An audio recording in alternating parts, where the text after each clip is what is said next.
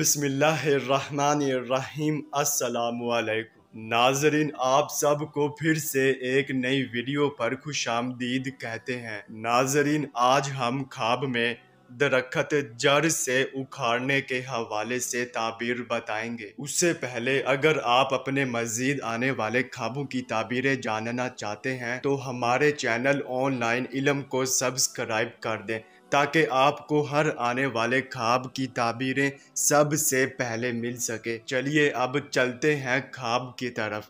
नाजरीन, अगर ख्वाब में दरख्त जड़ से उखाड़ते देखा है तो इस ख्वाब की ये ताबीर होगी कि इज्जत व मर्तबा पर हर्फ आएगा और माल के नुकसान का सबब होगा। नाजरीन, ये थी ख्वाब में दरख्त जड़ से उखाड़ने की ताबीर। चलिए अब चलते हैं, इंशाल्लाह फिर मुलाकात होगी। तब तक के लिए अल्लाह हाफिज़।